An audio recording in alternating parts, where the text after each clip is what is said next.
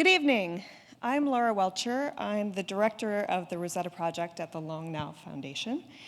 And for those of you who are unfamiliar, oh, thank you.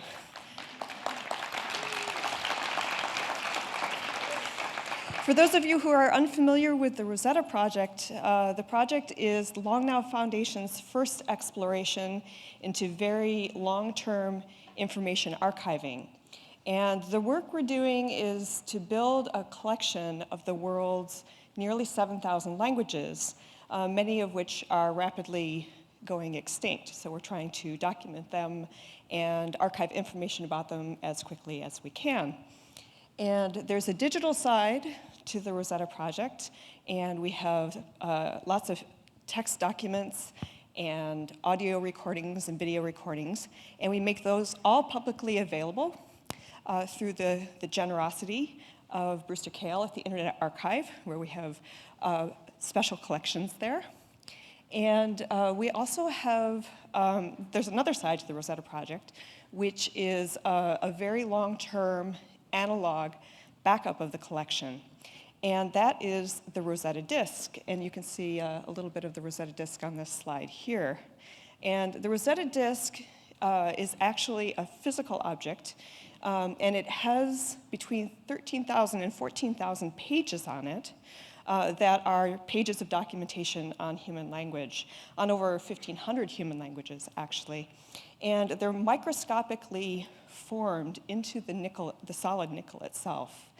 And you read it, it's not ones and zeros, so it's not digital. You read it like you would read a book, and all you need to do it is a microscope that can do optical magnification of about 500 power. And when you look at it through a microscope, you can read it just like you could read the pages of a book. And the idea is that this is a physical version of the archive that could last and be still readable and legible for thousands of years. And we've made just a very few prototypes of this disk that we've made available. And just very recently, we have engineered a special edition, a special version of this disk that we're now making available as a special numbered edition. And we're making it available to people who sign up as 10,000-year members of the Long Now Foundation. So these are the disks that are out there in the world today. Like I said, there's just a very few of them. One is with William Lidwell, who's written a book, The Universal Principles of Design.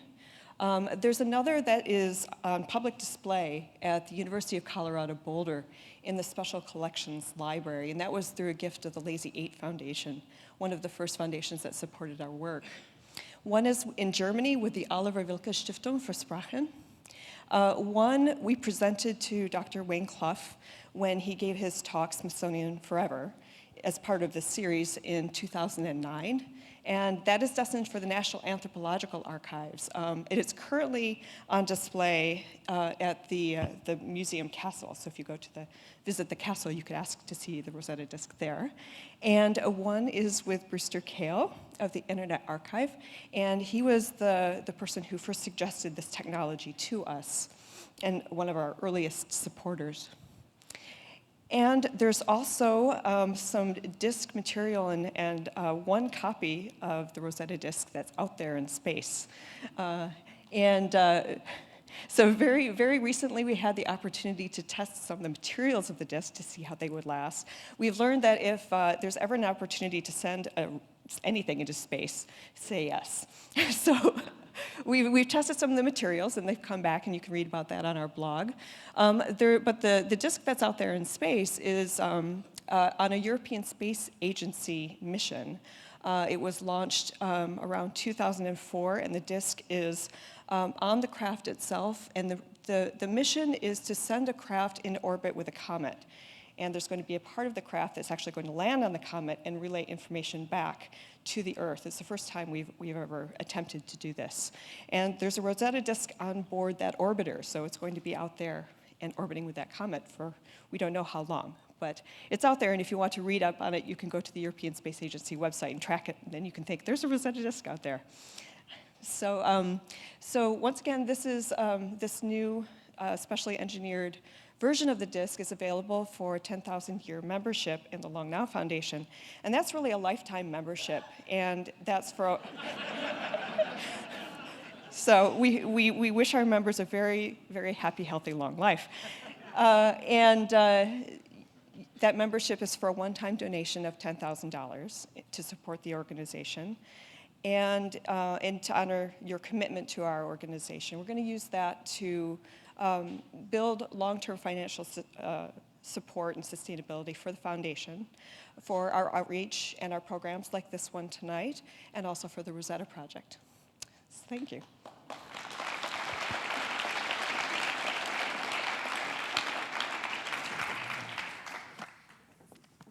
Thanks, Laura. As you can tell, Laura is not only in charge of the Rosetta project and the languages and so on. She's a professional linguist. She's also in charge of program development and fundraising. By the way, if you live to be 11,000 years, you've got to re-up. But we assume you'll have been doing good investments over that time and it won't cost you that much.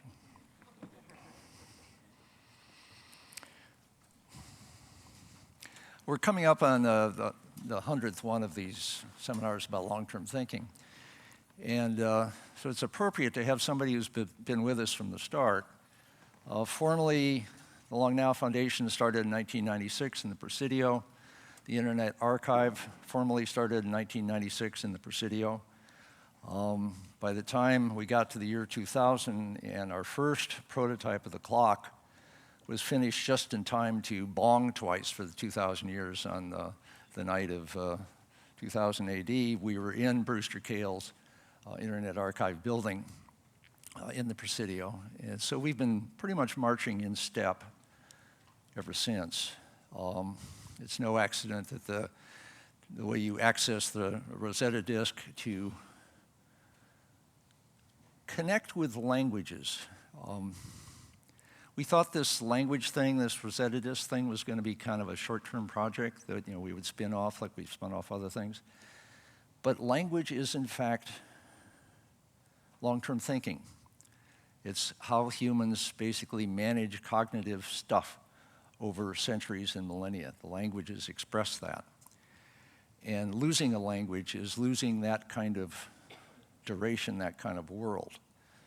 And we are losing the languages, so recording them all now is an important long-term project, both reaching all the way back into the origins and the history of language and reaching all the way forward to curiosity that people are going to have about these languages, presumably indefinitely.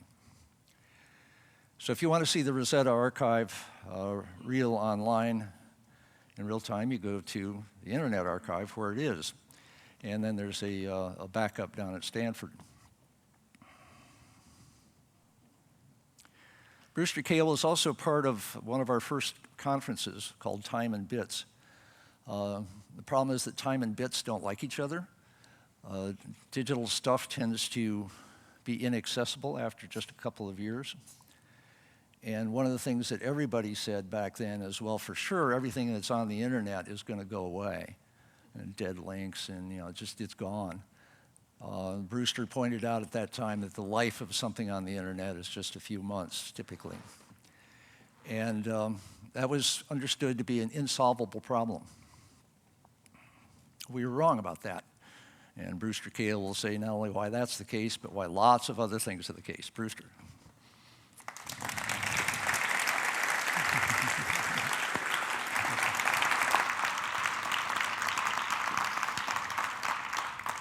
Thank you. It's fabulous to be here. I do think the Internet Archive and the Long Now Project are partners. We have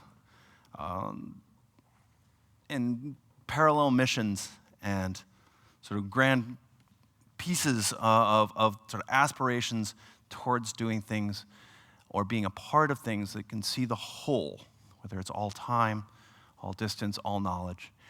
The Internet Archive that I'm going to describe, some of the projects there, but more generally what's going on in libraries and knowledge and information.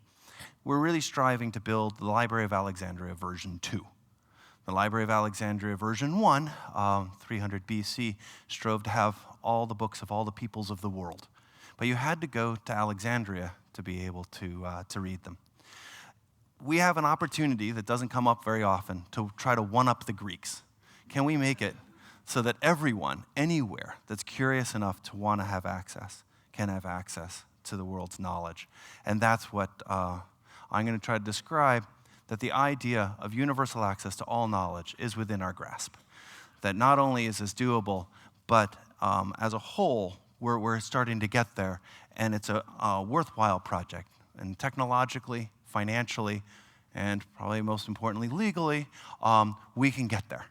The idea of all the books, music, video, web pages, whatever, everything made by people is possible to go and make available to anybody, anywhere, at any time. So that's my goal out of tonight, is to argue that not only is this possible, it's a good project to be involved in, and frankly, try to recruit some of you to help. So, Internet Archive, we're a nonprofit library. We're independent of the government or of governments or universities, but we're sort of within the culture of the museums or university structures within the United States.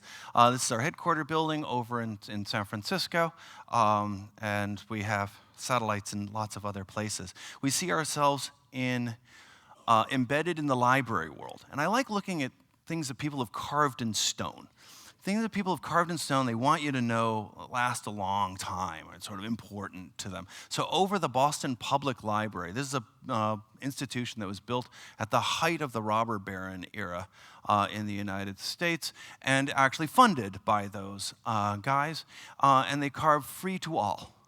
So even in probably the most capitalist, property-oriented country, society ever built, there's something special about libraries. They're a bit about how we work as a people. And so we see ourselves within that tradition. But if we're going to try to go and do the whole damn thing, let's try to break it down into pieces and sort of say, how big is it? How hard is it? What can we do to try to get there? So I'm going to do sort of like in the Amazon.com website, books, music, video, and go over each of these to sort of get an idea of sort of where are we at this point. So texts. If you wanted to put all the texts online, well, you have to ask sort of, well, how much is there? And how hard would it be? The largest library in the world is the Library of Congress. Library of Congress, between 26 and 28 million volumes. And it's an unbelievable collection, but it's larger by far than the next libraries down. And a book is about a megabyte. If you had a book in Microsoft Word, it's about a megabyte. So 26 million megabytes, it goes million, megabytes, gigabytes, terabytes. So it's about 26, 28 terabytes. That's about this big. You could put it in a single shopping cart in Best Buy and not go completely broke. You could have all of the words in the Library of Congress, and it would be kind of this big. All right, it would spin for a while, but it would all be accessible, and if you had a powerful enough machine, searchable. That's pretty cool. So the idea of having it all there is doable. Then the question is, what do you get? I mean, is it worth doing? And I think over the last bunch of years, we've started getting the idea that, yeah, we want to have books online, and we want even old books online. We want all books online. And there's starting to be different interfaces to them. Some of the first were these very book-looking interfaces that had this sort of page turning point of view, and you'll see a lot more of that. But on the other hand, books are sometimes the right codexes. Printed materials are sometimes the right way to carry things around. And as in Alexandria, Egypt, helping rebuild the new Library of Alexandria, which was a great honor, I got to meet with one of the benefactors, Mrs. Mubarak, and she said, but I love my books. And I understood that, yeah, okay, we're going to have to go and print the books back out again. So I said, okay, give us a few months, and we'll come back and make a bookmobile work. So this is a print-on-demand bookmobile. So you can download, print, and bind a book. And a book, about a short book, costs about $1 a book. At $1 a book, to download, print, and bind means that you can give books away. that they don't become rare resources anymore in some fundamental sense. And they start looking pretty good. And actually, I brought a bunch. So if you pass them around, and if you really like them, just put one in your pocket and read it, because frankly, it only cost me $1 a book. Here. So the idea is you can actually print these things back out again. There are now a couple of these in India. This is the first day of the Library of Alexandria when we were doing it in a nearby school. This is an engineer working with a kid. And this is the first book this kid has ever owned. So the idea of having these libraries in digital form might have kind of old-fashioned service models that are enabled by it, which I kind of took as surprising at first, being kind of a geek, but it does make a whole lot of sense. And we tried one other, was launching it in rural Uganda. So we put the first internet connection into the National Library of Uganda and tried out this technology to go out to the areas and try to find, could this technology work? What we did find is, yes, the technology worked, but we didn't have the right books. That we really needed to go back and figure out how to get newer books, textbooks, things like that, in copyright books available. And I'll hit more of those issues in a moment. But delivering was getting to be possible. Here's a new robot. It's this amazing Rube Goldberg machine that basically goes and has a printer and has a cover printer, and it glues the binding and wraps it around and goes around and chops it, and shoop, out comes a book. So the idea of doing print-on-demand books that look like books is all around in good shape. I'm actually pretty psyched about some of these newer devices. You know, this is the one laptop per child that's now I think it's in 5 million children's hands that around the world now. Every kid in Uganda at a certain age has one of these things. And that can make it so that they can have access to enormous collections of books.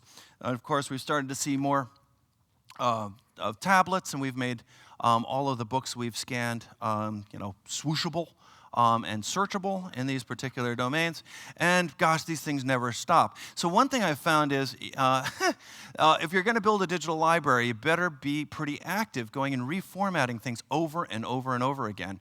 So the one in the bottom corner I really like is a little device for blind and dyslexic people. You download a book to it, even if they're encrypted because of the laws, and you can, it will read a little bit like this. And what they really like is that you can have it read a little bit like this, and it can go very, very fast. So actually, the largest library in digital form is available to the blind and dyslexic. Just because of the copyright allows everything to be available to them, which I find actually is a good social justice. Then the question, okay, now if we've got it so that we actually want these things online, how do we get it there? And we've been involved in a bunch of different projects. This is from the Million Books Project. We got a bunch of scanners for Library of Alexandria, and they put them into India and China.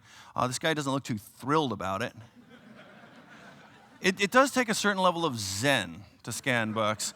But you basically turn the pages, photograph the pages, and then process them and make them readable. We found that this technology didn't make for very good-looking books. So we designed our own system that holds a book like this so it doesn't break the binding, and it raises and lowers glass to flatten it and takes 2 pictures. And a person turns pages.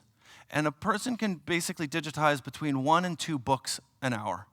And that's about what it takes to basically get a book so it's in beautiful form. Then you can take those images. You have to do all sorts of QA to make sure you didn't lose any pages, and you straighten them out, do all of that kind of thing.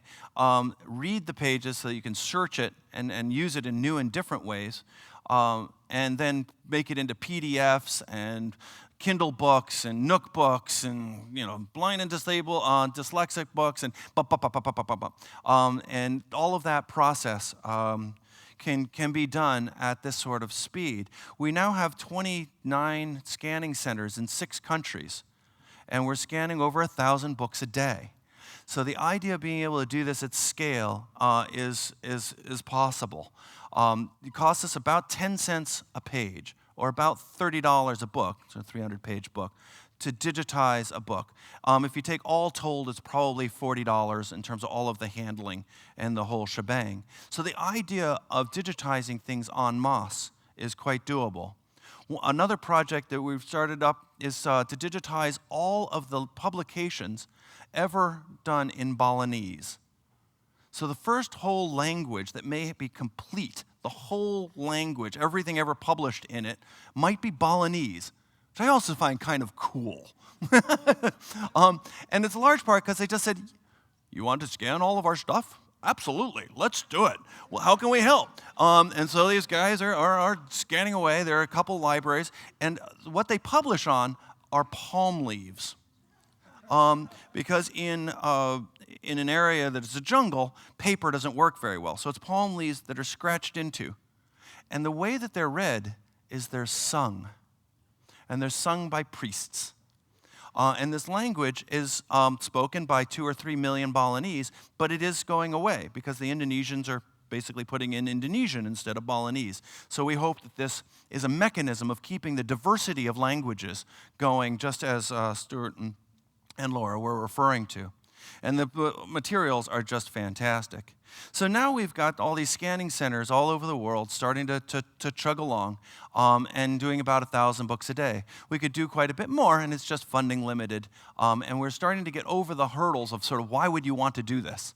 And people are saying, okay, now how do we do this faster? We're up to about 3 million texts that are available on the Internet Archive site for free downloading. No restrictions, just go nuts, which is pretty darn great. We have 250,000 modern books that are available to the blind and dyslexic, and 100,000 modern ebooks that are available through a lending library.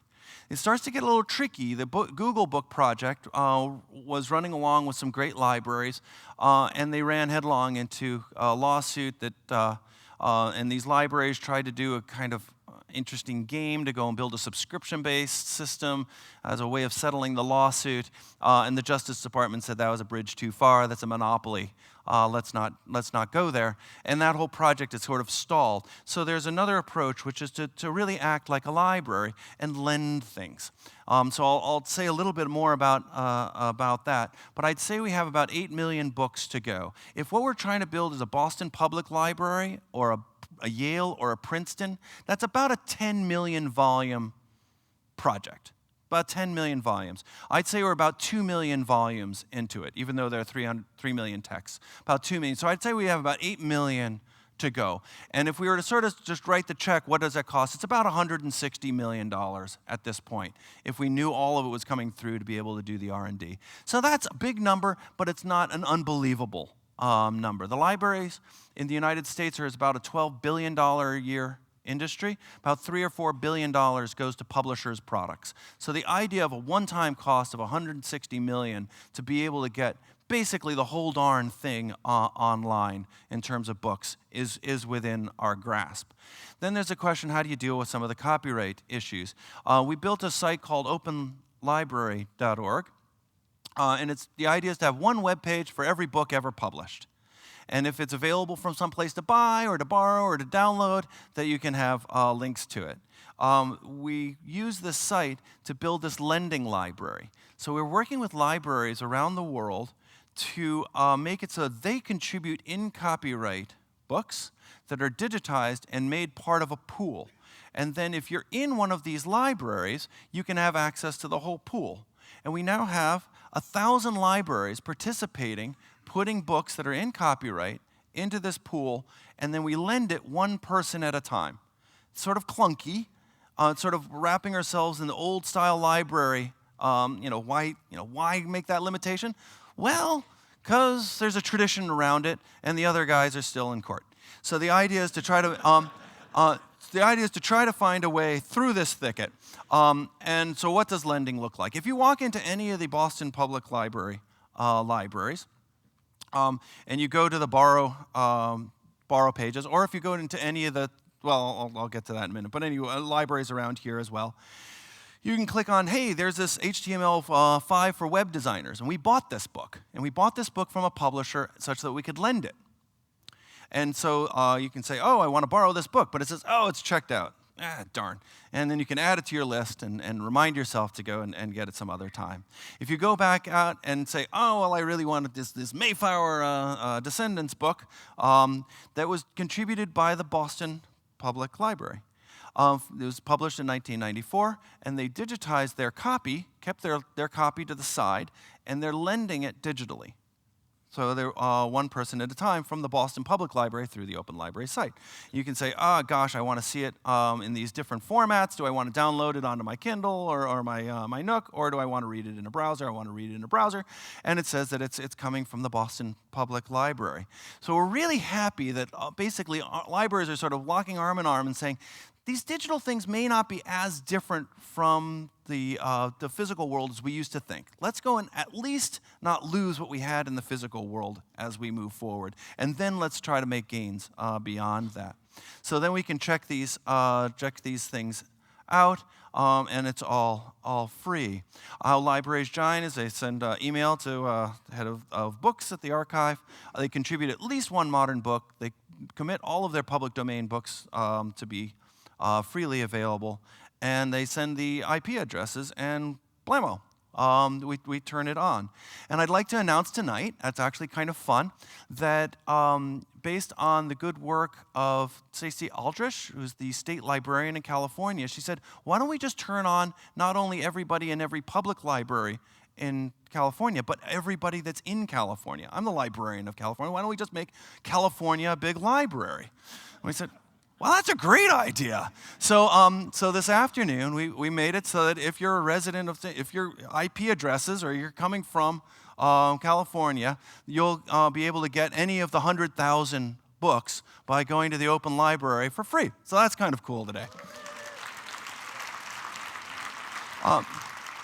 We hope to be turning on more states at a time, and maybe whole countries at a time. But it's basically showing a large number of people working together to make a model that works all the way around. We buy books from publishers that are new, we scan our older stuff, and all the really old things, the public domain, we give away completely. So all in all, it's working. The idea of taking all the books ever published, digitizing them, putting them on disk, making them available, whether they're in copyright or out of copyright, is within our grasp, and there's good progress being made. So that, now, let's go on. Let's not stop there. What about all the audio of the world?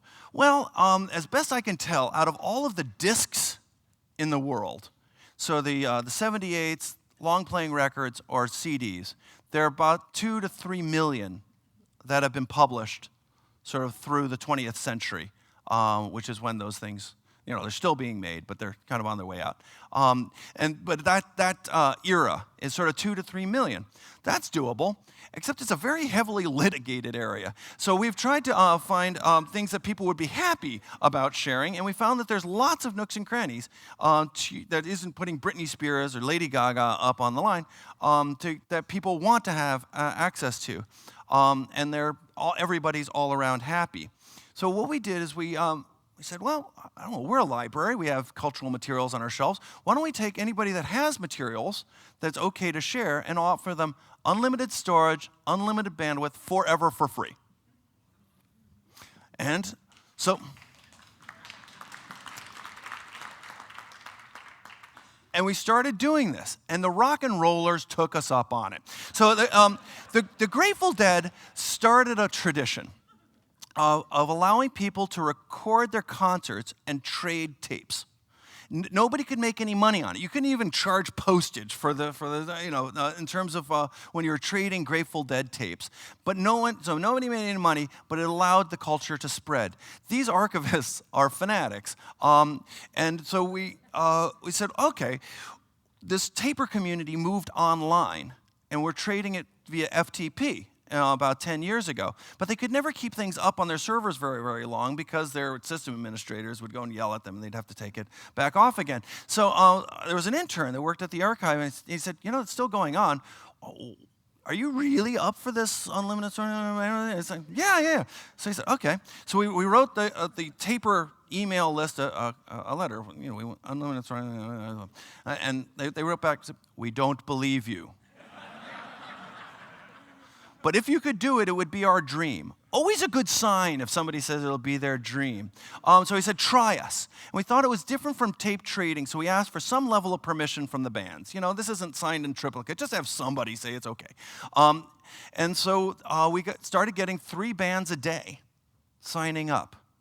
And about 40 or 50 concerts being uploaded in full-on, full-res, downloadable, okay, as long as nobody gets paid for them. And we now have over 1 million recordings and 100,000 concert recordings and everything the Grateful Dead has ever done.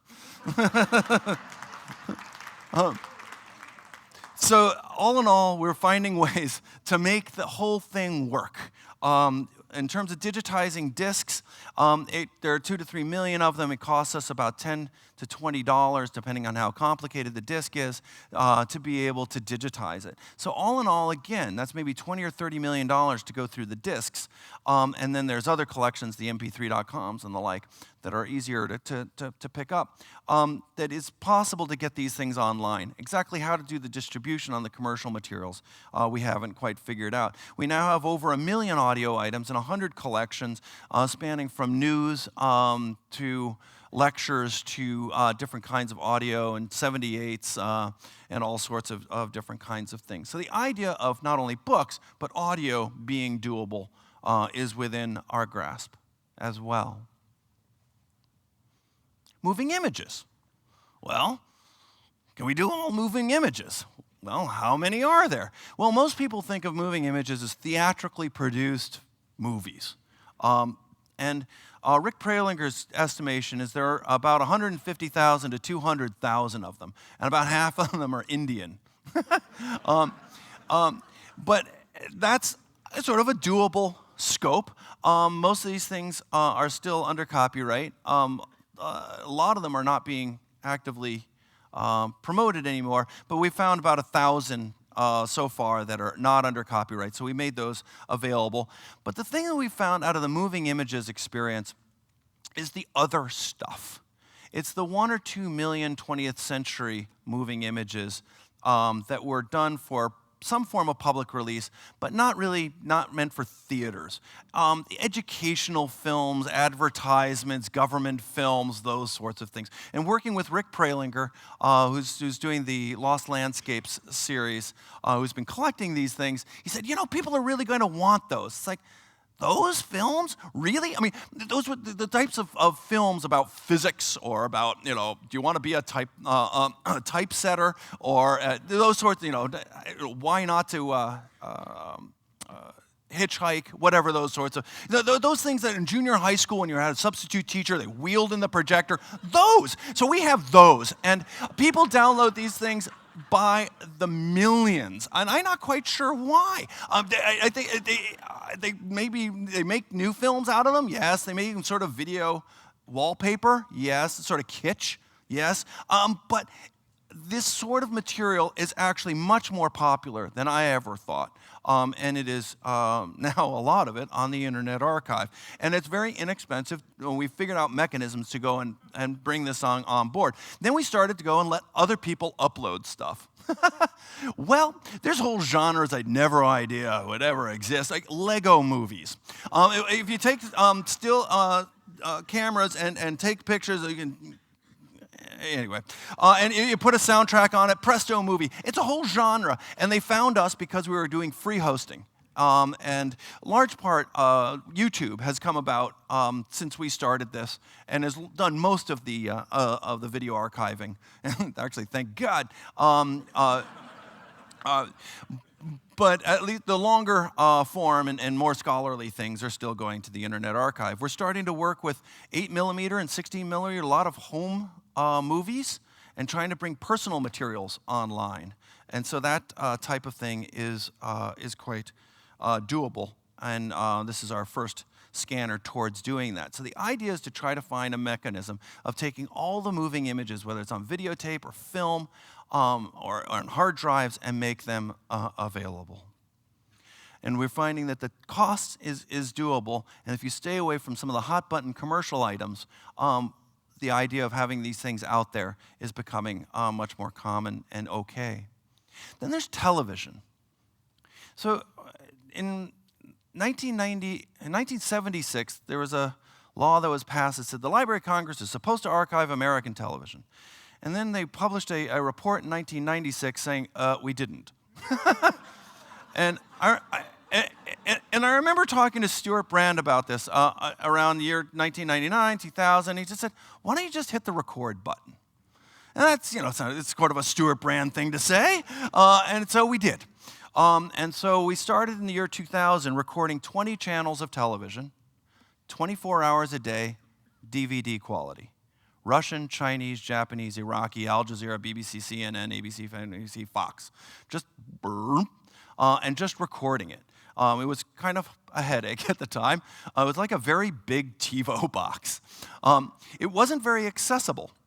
When the 9/11 event happened, everybody was sort of trying to think, what can we do to help? Does the world hate us? Whatever. So we took 1 week of television news, September 11th, 2001 to September 17th, 2001, just before the first planes went in.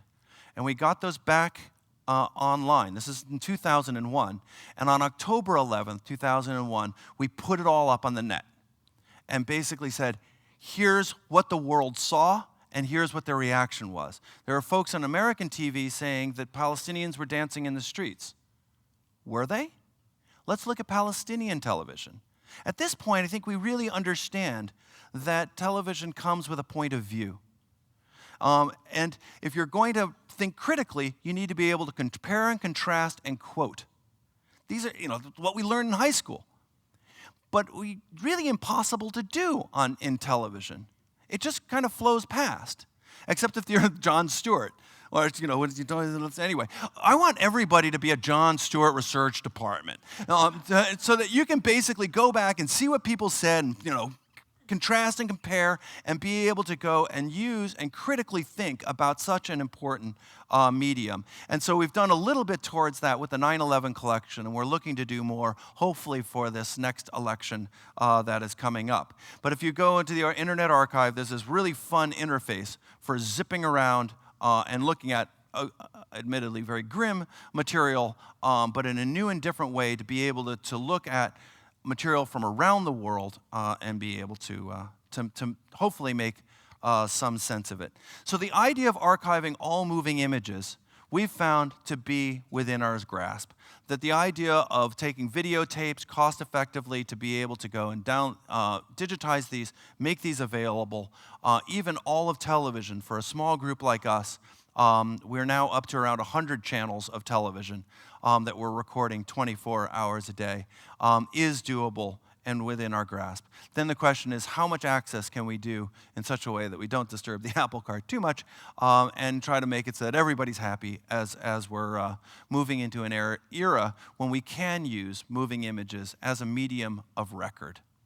So moving images, we're doing fairly well, 500,000 in lots of different collections and the like. So books, music, video, starting to be doable. If you do allow people to upload to your site, you sometimes attract unwanted patrons, such as the FBI. So the FBI sent us one of those nasty grams called a national security letter. A national security letter is a beast that came out of the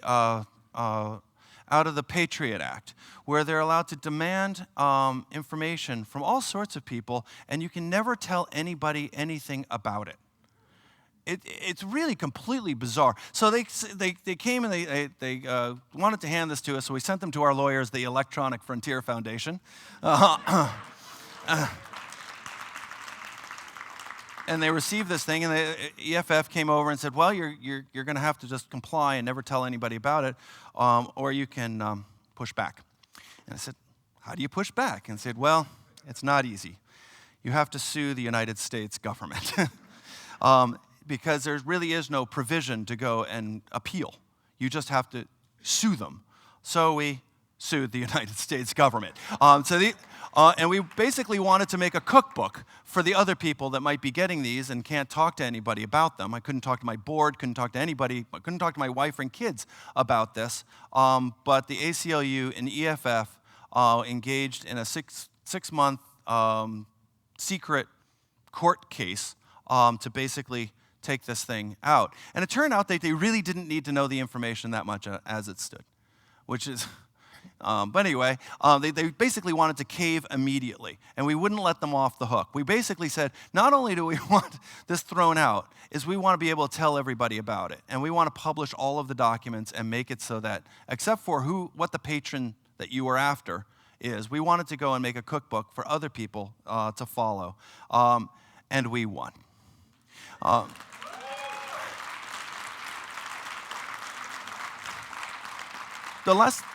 The lesson for me out of this was that we really do need to bring some of the traditions of the past into the digital world. That the digital world isn't necessarily as different as, we shouldn't rewrite all the rules. There's a bunch of things that we learned by running libraries over the last couple thousand years. Let's not forget them now.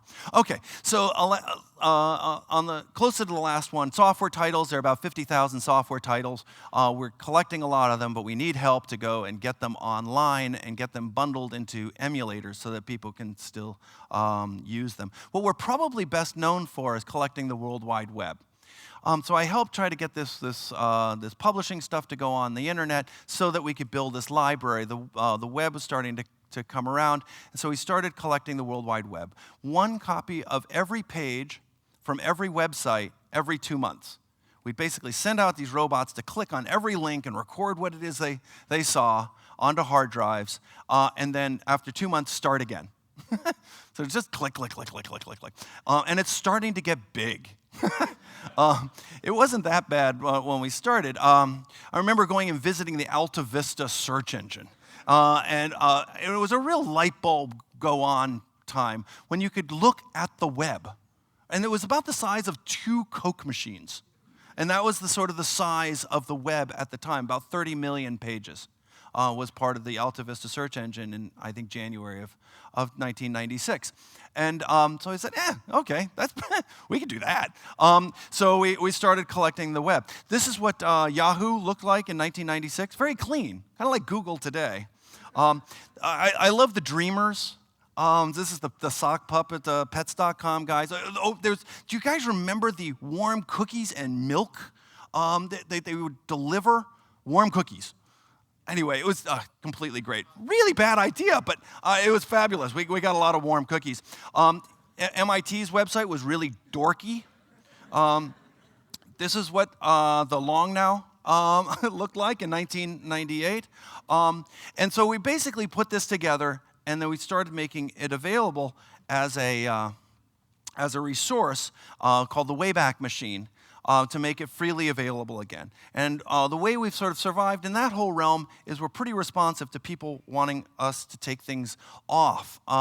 So that if it wasn't meant for the ages, then we'll take down web pages. But mostly people use it to get their own materials back out. And it gets about 500,000 users a day, which I was really surprised about, that it gets that much use. It gets, it's about a 6 petabyte database. It's about 150 billion pages, and it gets about 1,000 queries a second. So it's kind of fun in terms of the sort of magnum scale of it, but it's still possible by a small group like us. There's some things that I would use to justify making such a collection. This is a press release by the President of the United States saying when he was standing around on an aircraft carrier that announcing combat operations in Iraq have ended. And a couple days later, it was changed to say that major combat operations in Iraq had ended. There was no mention that there was a change to the press release. It just changed. And if we're not going to live in a perpetual present, or when people can go and change the past at will, we're going to need to have third parties that go and record things and make them enduringly available. We're starting to work with more organizations to build collections to make sure we've got the right stuff. We have an archiving tool. And this is when events like the Japanese tsunami happened, we started working with organizations around the world to find what are the key sites that will be about that and be able to record them. And so we recorded a lot of Japanese materials with the cooperation of the National Library in Japan, which they didn't feel comfortable collecting themselves, given their copyright laws. So we collected it, and then we went back and donated it to them. They were very thankful. Why they think that's, well, anyway, we're all around, we're very happy that that kind of thing is going on. So even the web is doable. Rare books and letters, we're starting to get better at, more personal archives and the like, with digitizing stations that are basically glorified camera stands with high-end digital cameras and good workflows and metadata. So the idea of even bringing our personal materials online is doable. So I tried to give you a breadth of all of the media types and all of the published works of humankind and tried to argue that technologically, financially, even law-wise, that we can go and make these things available. And so that, I think, is a change to be able to go and say, okay, what if we did the whole darn thing? Then the next question is, okay, now you have a lot of it online, what are you going to do with it? How do you preserve it? And there are a couple different ways. You can try burying it in the desert, which is kind of the Rosetta stone or Rosetta disk kind of idea, or you can try to keep it in flow, in flux. And, but if we're going to build the Library of Alexandria version 2, we should probably think about that. What's the Library of Alexandria version 1 best known for? Burning, right? It's best known for not being here anymore. It was the center of learning of the ancient world. And there's only 8 pieces of papyrus that are in any place now that are believed to have been in the ancient Library of Alexandria at that time. And they're basically little scholar notes that got taken away. So it's so completely gone. If they just made a copy. So India and China were up and running through that whole period, and they didn't have a real tradition of burning libraries. Like, anyway, so making copies. So when the new Library of Alexandria came around, they contacted us and they said, yes, let's participate and help. And we said, okay, for your opening, they re-architected the first floor of it. And this is a picture in the Library of Alexandria in 2002 of our web collection, our movie collection as it stood then. So there they took the whole thing and served it as a Wayback Machine to the world to have a whole replicated copy in a different location. So we were very happy that they were interested in doing this, and it was a fabulous couple months to help rebuild the Library of Alexandria. This is what the first parts of it look like in Amsterdam. So now we've got San Francisco, Alexandria, and Amsterdam. So we have an earthquake zone, the Middle East, and a flood zone. What could go wrong?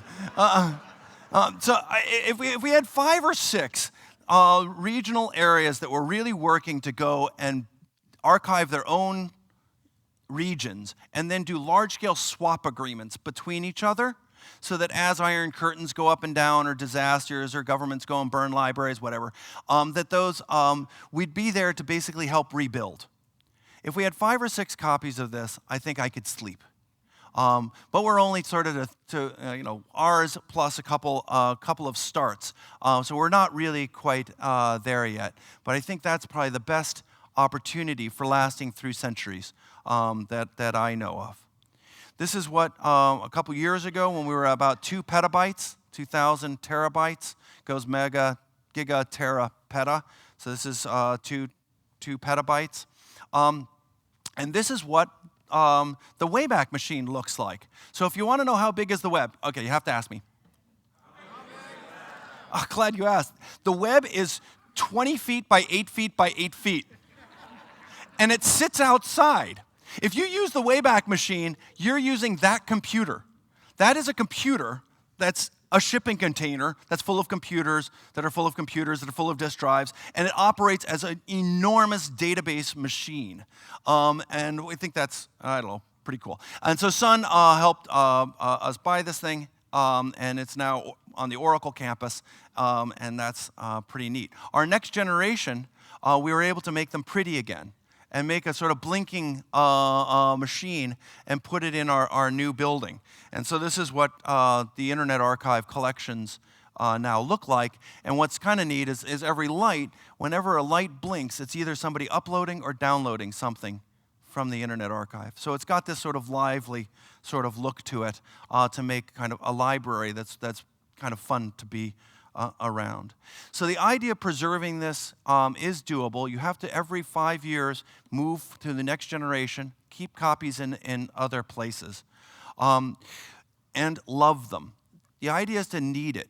If we don't need it, it will disappear. That's how basically the history of libraries is they get burned. They get burned in general by governments because they don't want them around. They're usually sorry about it 100 years later, but it's too late. So the idea is to design for it and try to keep these things in use and around. But we found that just keeping digital materials isn't enough, that we're now accumulating physical books, and also libraries are throwing out books at a velocity. And so since we're digitizing books, we wanted to keep the physical versions that became digital, just to have sort of the tie between the physical worlds and the whole provenance.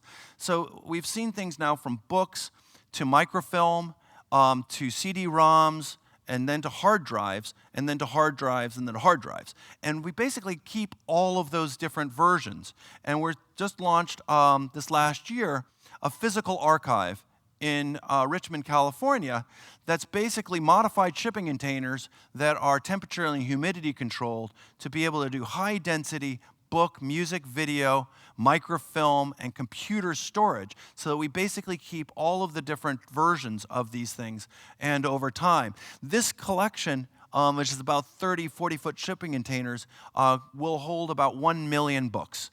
It's got now 350,000 cataloged ones and a couple 100,000 yet to be cataloged books. But that kind of density and that kind of cost can make it so we don't have to throw books away. The Friends of the San Francisco Public Library book sale that was here in Fort Mason a couple of months ago, all the books that didn't sell, they donated to us. It was about 130,000 books. And about half of those we didn't have yet. Those are the books we're keeping, and then we donate the other half to other nonprofits. So we're starting to collect. We're trying to collect one physical copy of all the books of the world, and we think that we should be able to get up to 10 million books. That's sort of, we're not going to get to the collections of the Library of Congress or the like, but will be a different kind of collection that will have a different kind of access method and model. So what I tried to argue is that we can take all of the published works of humankind and put them online. We can make them accessible, and we can make them persist over time. Universal access to all knowledge. I think it could be one of the great things humans have ever done. I think it could live on in the mythology of humankind, of the Library of Alexandria, a man on the moon. I think it's one of the things, and I think it's one of the things our generation can do for the next, is to sort of declare an open society, really open to all. And in closing, carved above the door in the Pittsburgh Carnegie Library. Carnegie, one of the most capitalistic guys that's ever been produced by this world, he put "free to the people." Thank you very much.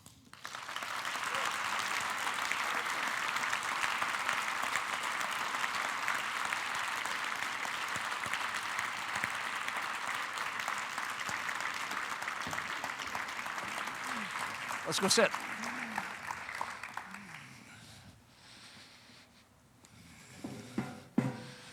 Well, you got everybody charged up. Me too. What should we all rush out and do? Well, let's Sorry. start. Was that it? Did I just kill all knowledge? No. This is 200,000 books, which is actually kind of interesting. It's a 4 terabyte hard drive. Wow. And at this point, you can put, these are of scanned color PDFs that are searchable. If you plug it into your Mac and wait long enough, which is a long time, then you can use Spotlight to actually search inside 200,000 books. So careful. So what should we do? Well, don't throw things away that are valuable and probably new in different ways. If you're going to throw them away, throw them towards us. So we're taking donations of things, but also of bits, and carve your own legacy, if you will, your offerings to next generations, and put them in long-term places. The Internet Archive strives for that. Long Now strives for that. Nonprofits seem to last longer than for-profits. So think about the longer term in terms of what it is your offerings are to people now, your children, and maybe even to people you don't even know. Where do you send stuff, and where do we send digits? You can send stuff to us. If you've got a large enough collection, we'll come and help pack it up and move it out. Archive.org. You can come visit us in the Richmond facility. We have a free lunch every Friday, so please come, and it's fun. There is no such thing as a free lunch. Come on. Well, okay. I mean, you were flying in the face of that whole story of there is no such thing as a free lunch. This is free to all. There's a free to all, and it works. Guess what? I found in my free career, lunch. if you give things away, things go better and better and better. I've run companies, started companies, and they've generally been relatively small. And now this sort of give everything away, and we've grown much larger than any of the companies I've built. It's a business model that works. Information wants to... Uh-huh. You mentioned this before the talk. We were noticing together that businesses we've been involved in have kind of limited lifespans, and the nonprofits we've been involved in at times have much longer lifespans. How come? Some of it's expectation. Some of it's I think there's this exponential growth thing. I think it's of companies. Grow or die is grow part or of the deal. die. Is sort of you're supposed to do that. I don't understand why. When people start talking about an exit, isn't that the weirdest thing? I mean, I love these terms like exits and resources and what the people, right? So the idea of building stable things that are a certain size, so buying your own building sort of limits your growth. But peachy, I don't want to work with they're thinner skin. They're easier to work with others. Nonprofits have been very interesting. And the growth of high-tech nonprofits in the Bay Area, this is a different subject, but I find very interesting. Some of the most interesting things are going on within the Wikipedias. Okay, Wikipedia, Mozilla. Computer history, Yep. you guys, who else? EFF is a nonprofit law firm that basically serves the open world. The Apache Foundation, Linux Foundation. There's ISC, which is a nonprofit ISP. So there's these folks that are doing real infrastructure that are lasting decades, and a lot of the things that they came from, are sort of flash in the pans. I think also we've been finding that it's getting easier to hire really good people because they want to work on something that'll last. If you worked in a .com, sometimes the only thing you really have to show for it is a few pages in the Wayback Machine, and that's kind of. That was 2 years of my life, So the idea of working on things that are likely to get out to people and last is a draw for certain. All right, so I get it.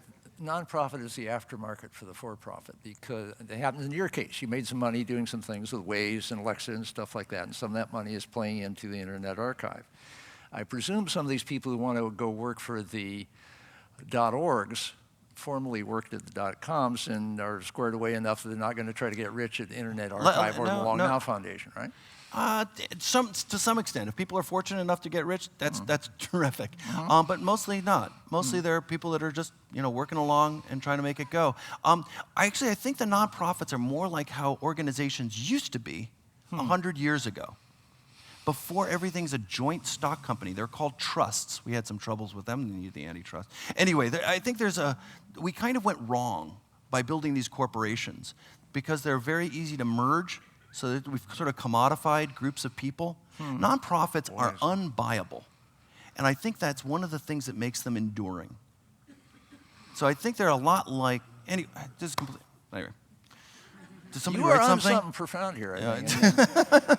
So you're telling me the Internet Archive doesn't have an exit strategy? I'll see you at the exit, right?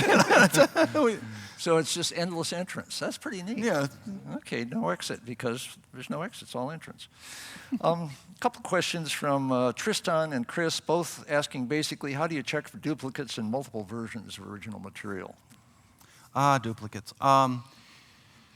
So we've always tried to deduplicate like the web collection. As best we can tell, about half of our collection is a duplicate, but the average life of a web page is about 100 days, as best we can tell. Has that changed over time? I don't know. When If somebody wants to do a with that study number? of our collections, because we're usually just too busy just trying to get it to work, Yeah. and keep up.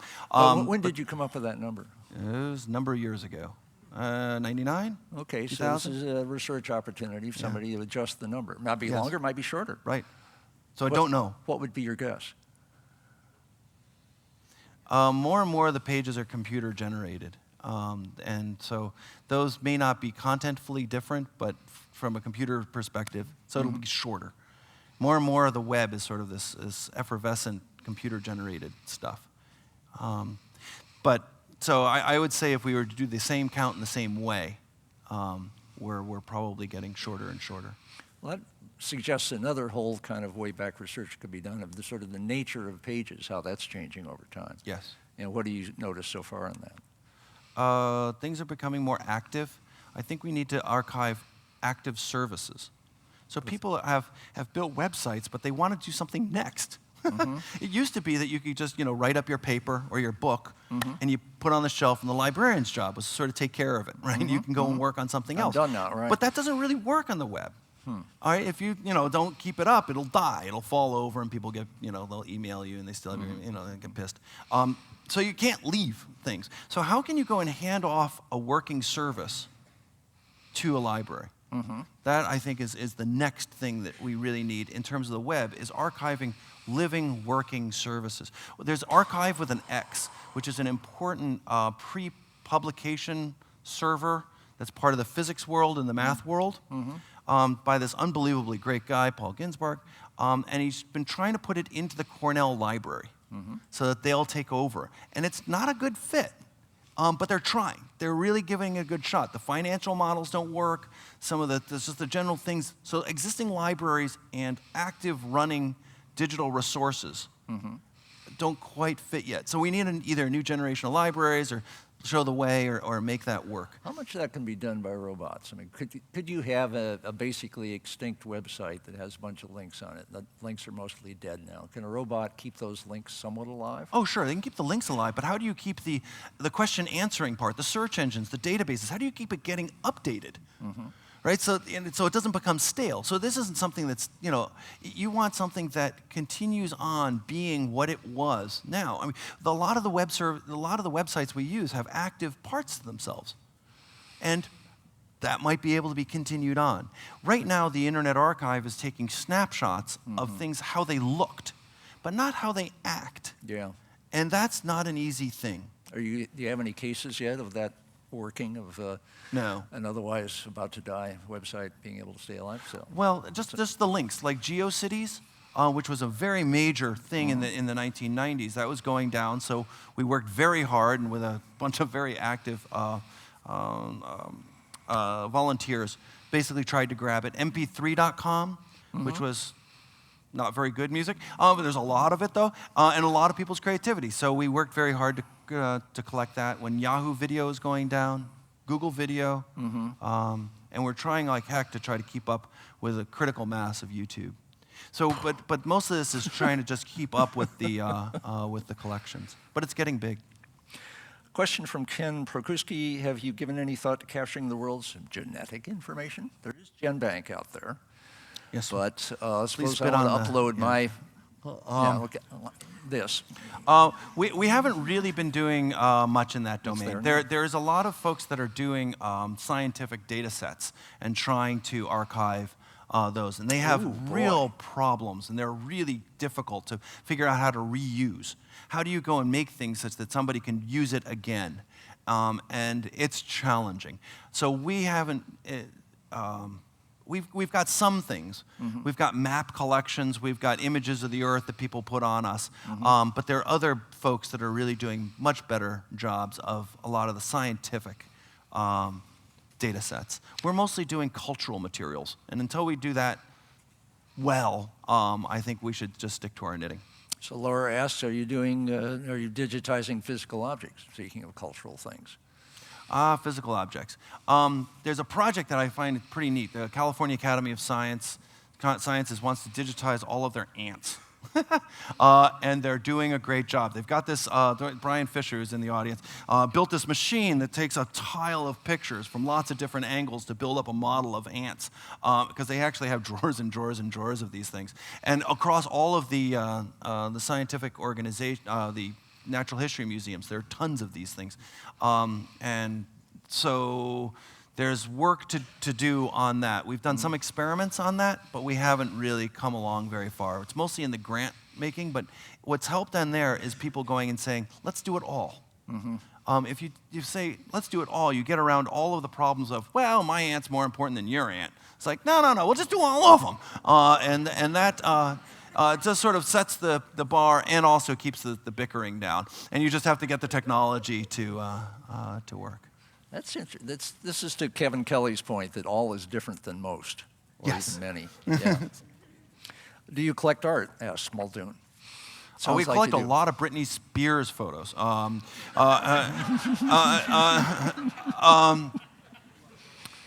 We collect whatever it is that's out there. We don't really have a good idea. We're mostly oriented towards Okay, media what do you say type. no to? Come on. No. What do I offer and you say, sorry, we don't do that? Smelly cheese. Not yet. No, we have a lot of porn. A lot of porn. Is that a busy part of the way back? So what do we've basically been trying to do the published works of humankind. Some of the things that we don't do are things that weren't meant to be published. So we don't collect, for instance, Facebook pages that weren't public. We don't want to be spooky. We don't want to be the place that you don't want stuff to be there. And so how do we deal with that? I don't exactly know, because we're starting to deal with things that are given to us that are then made public later. But we'd really try very hard to just make things public and really have that be the idea. Think of dark archives, which we talked about before, is actually a really bad idea. Because if you leave something dark for a while, there's a very good chance it will never come back. Either you just can't figure it out, you didn't record it well in the first place. It was. At last, we're going into so-and-so finally died, and we get to go into who really killed Kennedy or whatever the hell it is, and there it is, but we can't read it. Yeah, backup tapes have got a long history of like not really being there. So keeping things in circulation, keeping things loved, I think is absolutely critical. Having some communities and having an idea that it isn't all dark and all light. That there are things that are just going to be interesting to scholars and the like. There's this idea that one digital copy means that it's everywhere. It's like, that's just not true. So the idea of having these materials and having them be available, but just not available very well, I think is the way to go. Dark archives, I will suggest, is not a good idea. I'll bet you could have robot dark lovers that would keep the dark archives alive. Nah.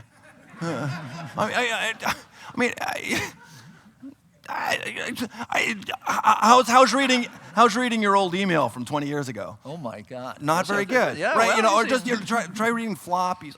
This stuff it dies really fast, especially in the digital world. And if it's not accessible, also you can't get the funding to keep it used. So there are these organizations that are funded to try to keep things dark, but if it's not loved, you're not going to attract great people. And it's not going to also, if you take some things out of circulation, there's Mike Hawley suggested that on the bombing of Cambodia, during that period of American history and Cambodian history, that the people lost how to dance. And so bringing it back too late, you're sort of teaching it as if it's a foreign language. So the idea is to keep things in circulation. And it's not, I think we've over-proprietarized information, that there's a role for continuous access, especially by groups of people that aren't trying to commercially exploit. So we're being told that it isn't really storage, it's flowage that keeps things going. Yes, I'd say that's right. And that helps it being migrated from platform to Yes. platform, and you're finding out the usefulnesses, which there keep being new ones, and old ones die off, but you don't care because there's new Yes. ones, and on and on. And if it starts being really profitable, then you figure it out. But an awful lot of this stuff, it'll keep bumping along. Nick asked, can an individual declare themselves a library and upload copies of their books to the archive? Sure. But yes, you can upload things to the Internet Archive. We'll try to preserve them forever and make them as available as we can. And a lot of this is sort of an ongoing global negotiation, really. And we're trying to do this sort of bend, not break approach. Like when we started getting going on the live music collections, there were a couple bands that pulled things down off of it. And we said, okay, no problem. And the idea is to just try to have people feel like they're not being locked into forever in certain things. So if you donate bits or scan things, yes. In terms of declaring yourself a library, it brings up this question of what is a library? And when we started out, there was a question of sort of, what is a library? And so I asked these lawyers, I think it was at EFF, what is it? And they basically said, walk like a duck, quack like a duck, you're a duck. There wasn't real restrictions, and you didn't have to be blessed by anybody. And I think that's the right way to go. Otherwise, little organizations like the Internet Archive, or at least it was 15 years ago, might not have been able to get off the ground. But having some level of anointing of being a library did help, for instance, with facing down the FBI. Barry Gordon asked, do Google crawlers help you or get in the way? And this sort of raises the general question of Google vis-a-vis Internet Archive. Google. If any. Wow, what an organization. What a blessing and a curse. A lot of the reason why the Internet Archive's web collections work is because of the search engines in general. We kind of follow along after the search engines, and basically there's this quid quo pro between the search engines and the content websites, where the search engines are allowed to make a copy to basically make it searchable, but they're supposed to pass the traffic back to the website. And it's because there's this separation that we can be kind of like them and collect this stuff up. So we really need the search engines to win, but we need them to be separate, because as the search engines and the content companies become one, then the motivation for those companies to allow them to be crawled by others drops. So Google wants to crawl you, but they don't want you to crawl them.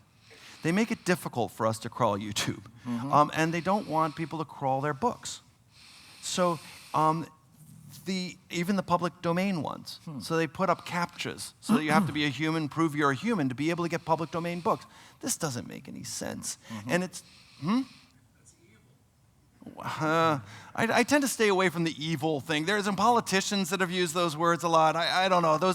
It sort of sets a bad precedent. Anyway, but I think trying to keep these things separate, the search separate from the content organizations, I think would make a lot of sense. So I think that there's been a bit of overreach on the part of Google. I think all in all, they're maturing along.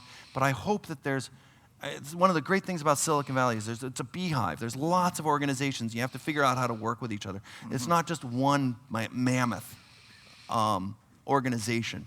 And so I think the idea is keep things small, keep things lightweight, keep it so that there's reproducible interfaces between organizations and smarts so that there can be new players and they're not sort of encrusted in one.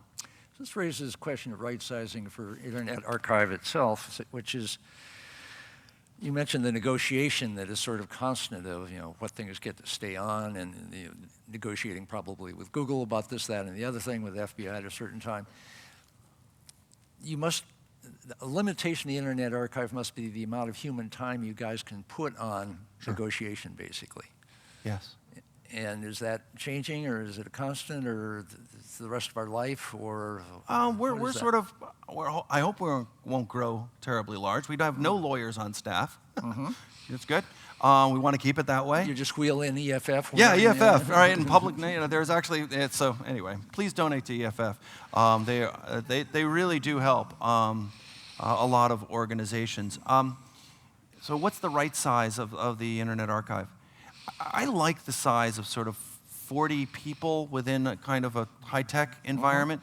The Internet Archive is total about 150 people that work in, most of them are in scanning centers. It's about a $12 million a year organization now.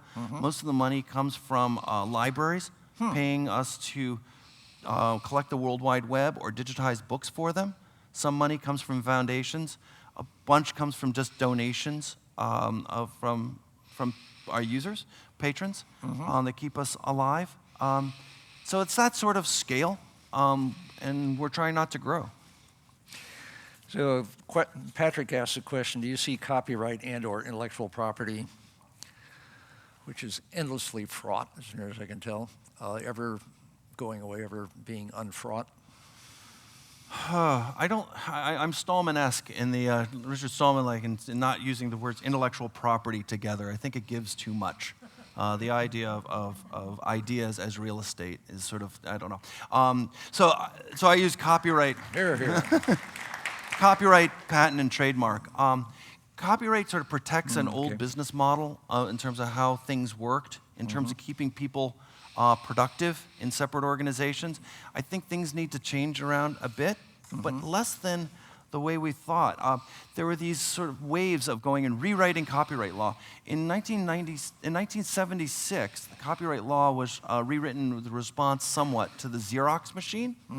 And they did this really weird thing. They made it, instead of going and having to write a little C and sending a copy into the Library of Congress to get copyright, they said everything's copyrighted.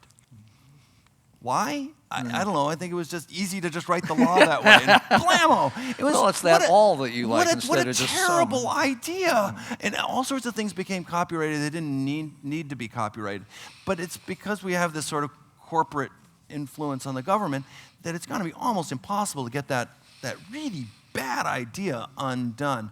So I don't know how to take on copyright. So that's the U.S. practice. Is it change? I mean, you deal with the whole world now. Yeah. So different places. No, Europe was ahead of us on that one.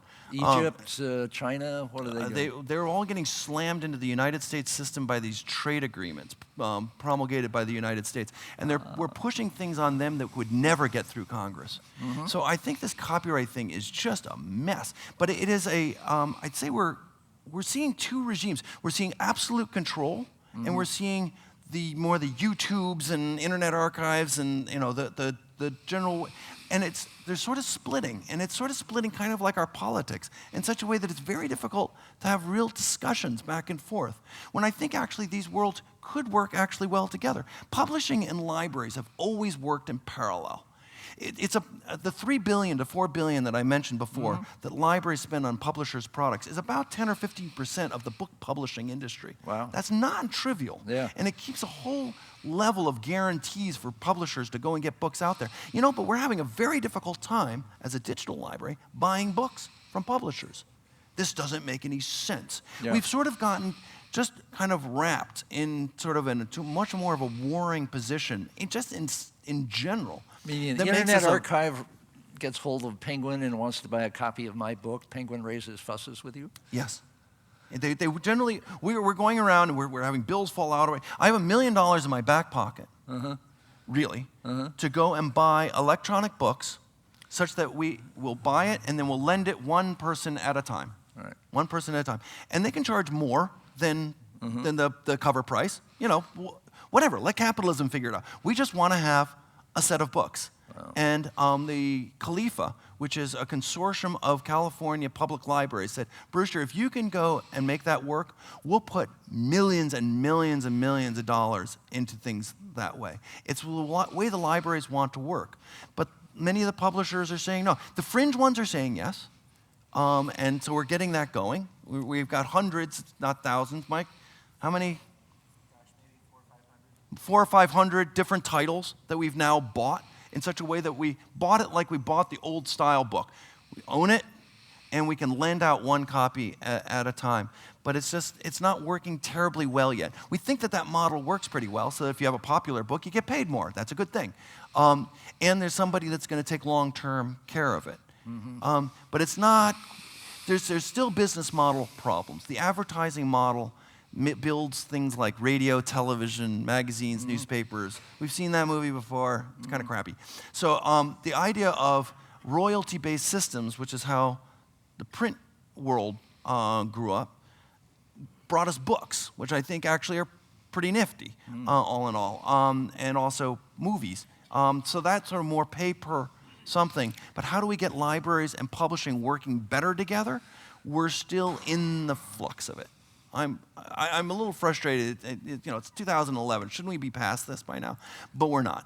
It's still ongoing. So the digital age basically has been going for maybe half a century now. I said in 1984, information wants to be free. That Steve Wozniak, information wants to be expensive, and those two are fighting it out. In '84, that was a long time ago, and they're still fighting it out. So judging by the past, they will fight it out forever. What the hell?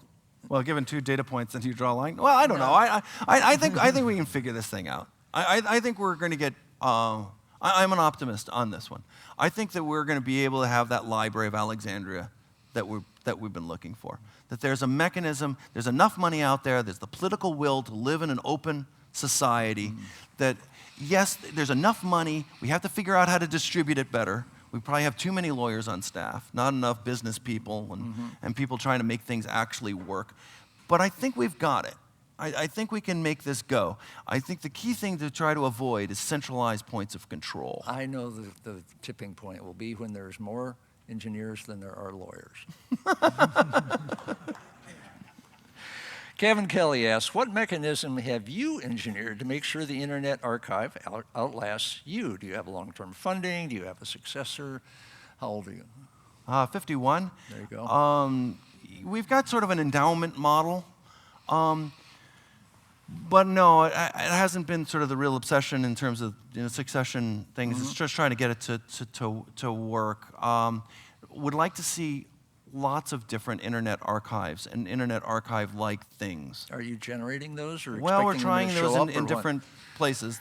We started that one in Amsterdam, and do they trying then to get a things. separate life, or do they? Yeah, they're completely separate life, and they're funded within their own structures and boards that are separating. Started one in Canada, and it's starting to separate. So that approach, and then one of the things the Internet Archive does that I'd like to try to find some mechanism is to keep it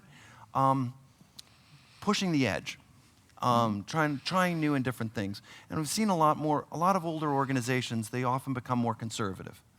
So how do you sort of keep things pushing along? And do things just need to die and get reborn? Is that a way to do it? Or is there some way of engineering it? So that characteristic of going and doing something How do new. you keep things refreshing themselves? How do you keep an organization forever going? Are you supposed to answer that kind of question? Next time, don't know the answer to that. But I think it's a really worthwhile thing. I think it's picking good people, and making sure your mission is right. But I don't have a good answer. What's the median age of people at the Internet Archive? 40? 35? Younger? Yeah, well, I'm looking at some of the Internet Archive folks. something in there, okay. Something in there. That bears relation, as near as I can tell. I mean, one of the reasons universities keep themselves going is they keep having a fresh set of undergraduates that, keeps things fresh and inventing new disciplines and so on. Dave Margolin has a good final question for us here. What do you want most that you've not got yet, and why, and how can we help you get it? Oh. Softball.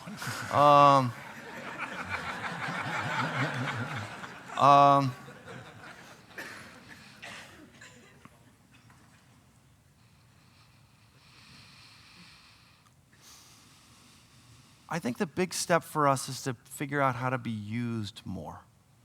The real aspect that I think we need to do next is to try to figure out how to be more useful to people. We get used by about 2 million people a day, but I bet most of the people in this room haven't consciously used the Internet Archive, right, ever. How do we do it unconsciously? I didn't know that happened. A lot of sites directly link into resources on the Internet Archive, and you'd never know it. Aha, so you don't private label stuff? No, we don't put splitches on things. We're sort of a backing store or sort of media for people that want to do this and can't afford to do it themselves. So I guess the big thing that love ideas on or efforts on is to try to make this sort of thing blended in more. How would we blend into the Flickrs, the Twitters, the Facebooks? How do we make it so that people can hit a button and then digitally archive their WordPress blogs into this kind of thing? How do we sort of become much more woven into the world? We can go and find things to digitize and put things up, and we can always use money and all those things. But I think the idea is, how do we go and make a world that has commercial entities, lots of commercial entities, and different nonprofit entities work together really productively, seamlessly, to make a world that both has the energy and jazz and gasoline of the commercial world, and the longevity and security and thoughtfulness of the nonprofit world, kind of all working for us in an integrated digital ecology. We had it growing up within the physical ecology. What does that ecology look like now, and how can the Internet Archive play an interesting role going forward? So can you imagine like a button on most of the sites where content is being generated where you can sort of hit that button and it's archived now, or what? Yeah, that kind of thing. We've had, Yahoo has been great. Whenever they're going to take down a service, they come to us and tell us, hey, we're going to take down this service. You better archive the hell out of it. So that's good. We got built into some of the bit.lys, those URL shorteners on Twitter. Those are mappings between short URLs and a resource.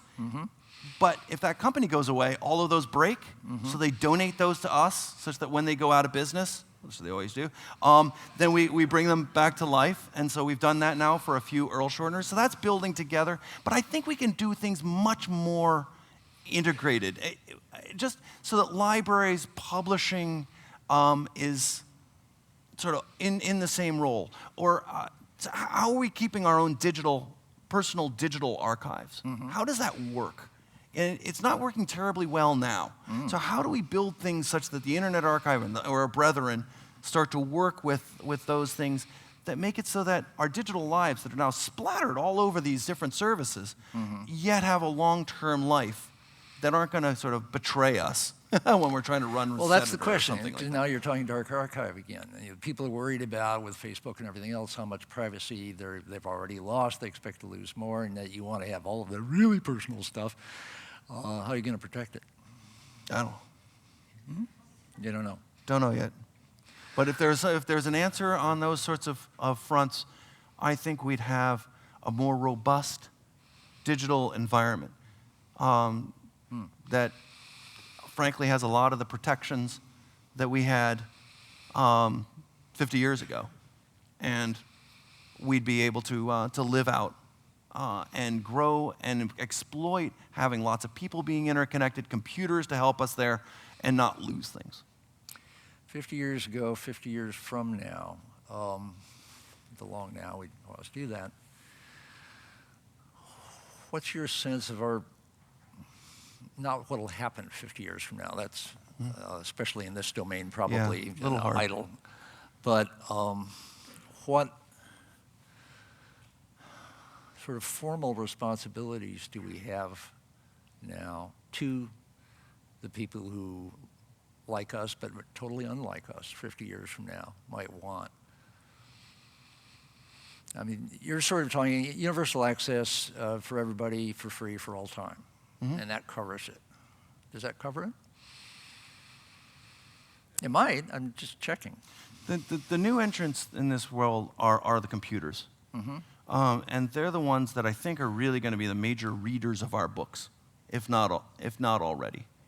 So the world that we're trying to prepare for is not just when humans are the patrons of the library, but it's when computers come by to try to learn. And that's our future user community, if you will.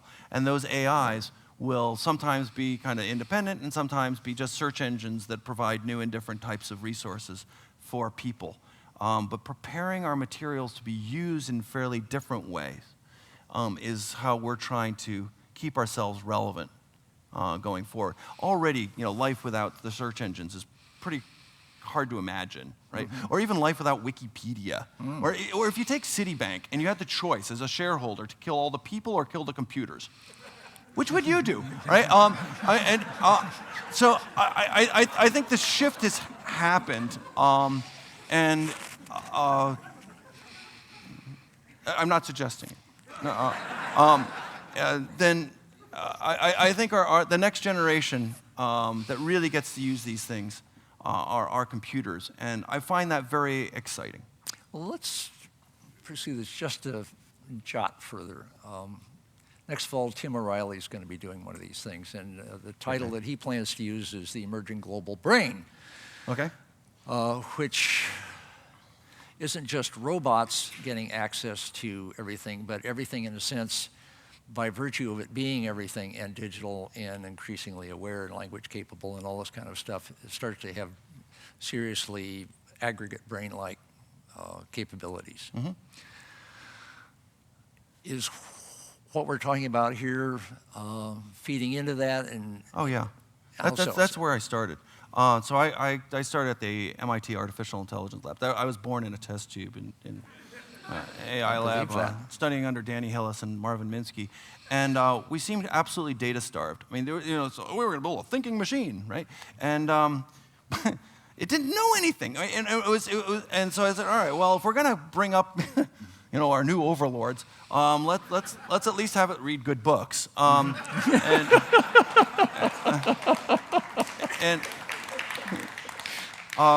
So I thought, how hard could that be? And I really didn't think it was going to take that long, and now we're still at it. But we're making pretty good progress. I don't quite think of things in this sort of autonomous AI kind of way, HAL sort of versus the spaceman war.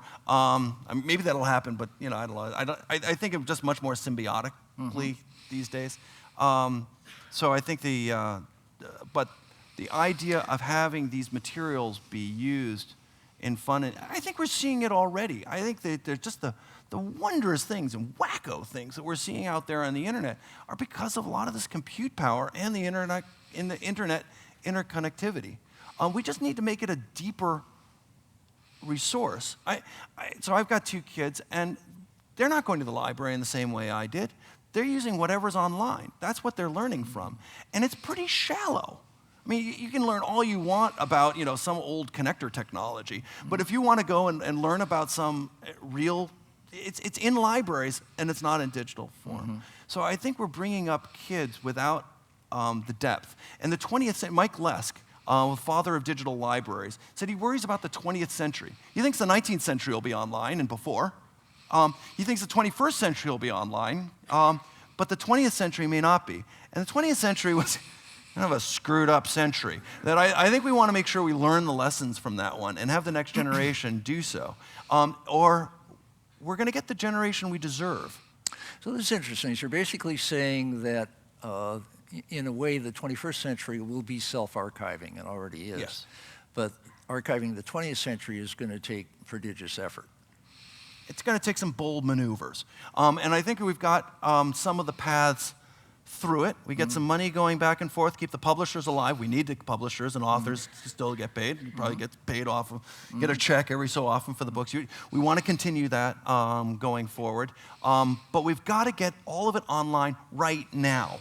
Because we could spend a whole generation bickering among ourselves. And they won't have access. They won't use the deep literature of understanding the Depression or the Dust Bowl. Or a lot of things that we can, World War II, there are lessons that we can learn out of these things that are right now being recontextualized by new people. But looking at the source documents make a whole lot of sense. I think that's some of the reason why the Pralinger old movies are so powerful is they're not recontextualized. They're not a new documentary brought to you by Chevron. Yeah. They are the original source documents. And that bringing all of that online and making it available to this next generation, I find a very urgent problem. Not in the next 50 years. Now, we've got to get this solved. Universal raw data. Thank you.